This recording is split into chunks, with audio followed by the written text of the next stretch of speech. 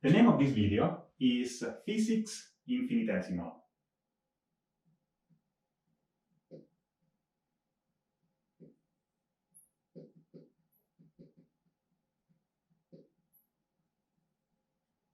What is physics infinitesimal? In other words, what is the difference between what we consider infinitesimal in math and what we consider infinitesimal in physics? There is a very important difference. For example, let us consider, again, a three-dimensional regional space in the three-dimensional Euclidean space, which I call capital omega. And let's suppose that this regional space is characterized by an overall volume, capital V, and an overall charge Q. On average, we can write that the average volume charge density ρ in this region capital omega, on average, can be simply written as Q divided by V. Makes sense. However, let's look a little bit at the distribution of charges inside this object. Okay, so suppose that the charge, most of the charge is located somewhere in this regional space. These dots they tell me more or less the intensity of the charge in this regional space. So here, there is a lot of charge. It's very dense, okay? Whereas in the rest of the region is very sparse. Maybe a tiny bit more here, but very sparse. Maybe more here, okay. So suppose to consider a point here. This cross, this asterisk, is my point capital Q. Note that capital Q may or may not coincide with a charge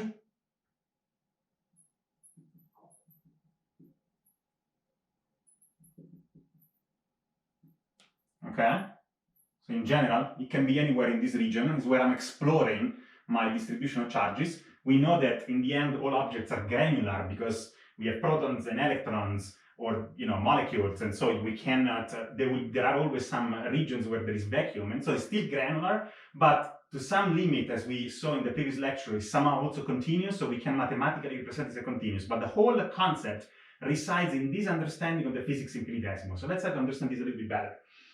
So if this is the configuration of charge, the charge distribution in this object, so very dense here and very sparse elsewhere, obviously this approach, which is an average approach, gives a very rough estimate for ρ in this region, in the neighborhood of this point, capital Q. So if we were to plot, for example, here, we want to plot ρ in the neighborhood of this point, capital Q, which may or may not coincide with one of these dots in general. In this axis, I will tell you in a minute what we have in that axis.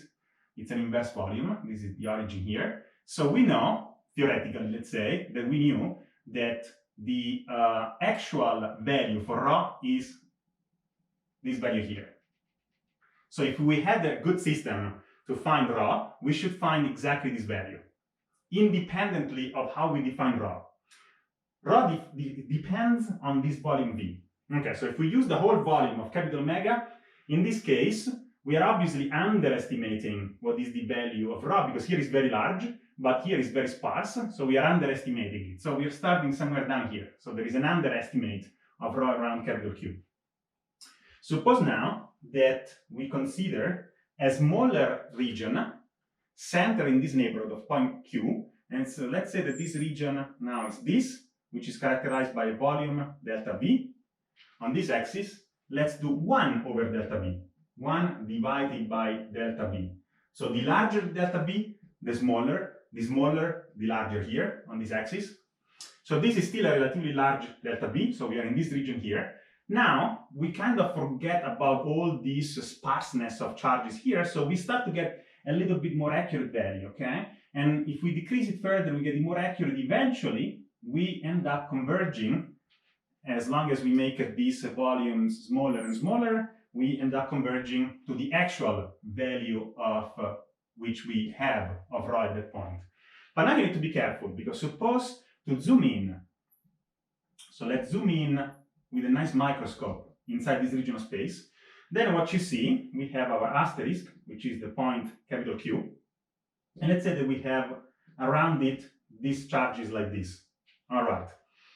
So suppose that, let me put one more charge here in the vicinity of that. Actually, let's put it somewhere here. So let's consider now this as my delta V. Okay, so it's smaller and smaller and smaller.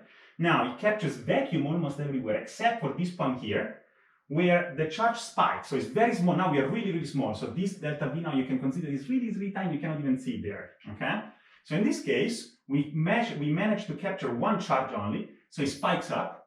And if we make it even smaller, we end up with no charges. So it spikes down.